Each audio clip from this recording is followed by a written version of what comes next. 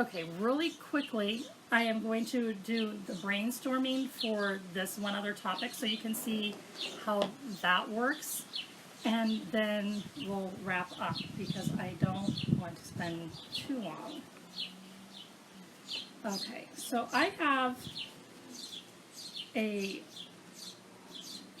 see if I can find a piece of, here we go, light blue for water. I have a soapbox topic that I like to talk about, and that is having water in school for kids, because a lot of times kids get in school and they get dehydrated during the day.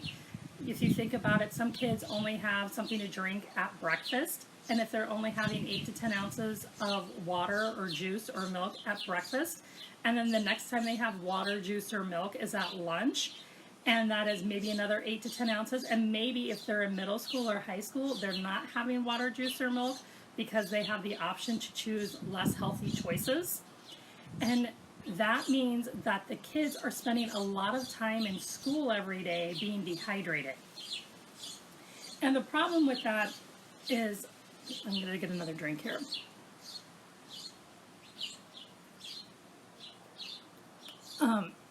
First of all, dehydration makes you tired and fatigued, so it makes the students less able to pay attention in class, and it also could give them headaches, so they could get headaches, and it could make them perspire or feel sick or nauseated or anything like that. So really staying hydrated, especially at the beginning of the school year, is really important because it's hot out. And if you have student athletes too, just think about this. You're expecting them, they go to school all day from whatever time they get there. Like I know in our community, the high school students, they get on the bus at 6:30. They get out of school at 2:30 in the afternoon, and then they have practices at 2:30 or 3 o'clock. Well, if the first time they have something to drink is at 6:30 in the morning, and the second time they have something to drink is at 11, then by the time they get to practice, they're super dehydrated, and they're not going to be performing at their optimum level of performance, and they're not going to be focusing on practice because they're already tired once they get there. So you want to make sure that you give your students and your athletes and even your band performances the same way with band members or theater members or anyone who is in any kind of physical activity after school, that they really need that water, because water is a big part of your body, to help them function properly throughout the day. So one of my initiatives that I strongly support is having water available to students in school. So that's what this idea map is going to be about. It's going to be about having water for students in school. So how do you get your school to give them water? So we're just going to do the brainstorming portion here, and then on your own, I want you to think about steps you can take to make sure that you get water in your school. And I'll give you some tips and hints along the way, just in case you don't know.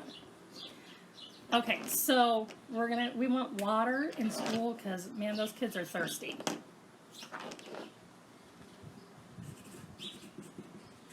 So we start off and we write water in school in the middle.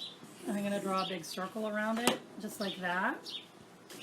And then I'm going to write down, what are some ways that we can get water in school. And, we already have drinking fountains. But, I mean, if you really think about it, there are maybe 2 or 3 drinking fountains for every few hundred students, and can every student go get a drink and get plenty of water from a drinking fountain? And I think that's really not possible, but so we'll pretend that that is a drinking fountain. Okay, drinking fountain, a red drinking fountain.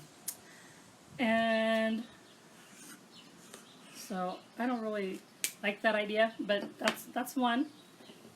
Another way is you can get water bottles, right? So your school can allow water bottles, and some schools have done this already where they allow the students to bring water bottles to school, and they do limit the water bottles to clear water bottles only.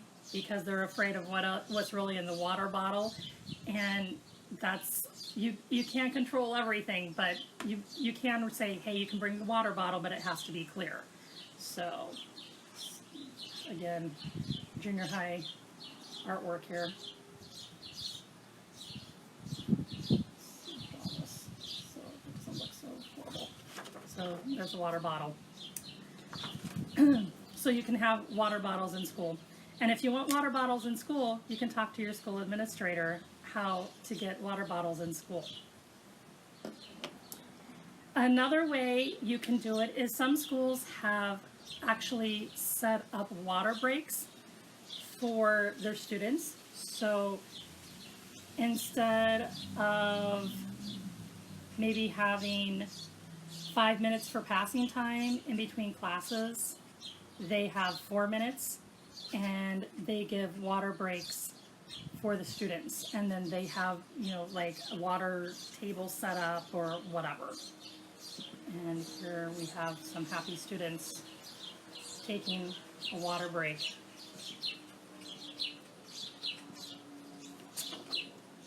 There you go. And another thing that can be done is allowing students just to bring their own drinks to school, which that is somewhat problematic because, again, you don't know what kind of choices people are going to make. And again, you can't control everyone's choices, but part of school is teaching students how to be healthy in the community and not just at school. So schools are really great places for public health and healthcare initiatives because students are already there learning, and you can teach them how to have healthier lifestyles and choices in school. So bring your own drink. BYOB, right? Bring your own beverage. I'm not really a fan of that one, but I'll pretend like I am. So there you go. So those are all different things you can do. And then what are some of the issues associated with it? You might want to write that down too. So, you know, how much does it cost the school to have a water break? Does it really work out with the schedule in the day? Is there really an extra time, enough time for water breaks during the day? So what's the time look like?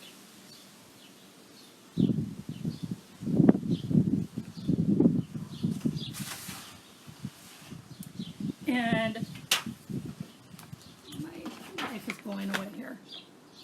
And you might also want to take into consideration, like, how many, you know, what about the staff? Do you have enough staff to provide all of these things for your students? So obviously staffing can be an issue too.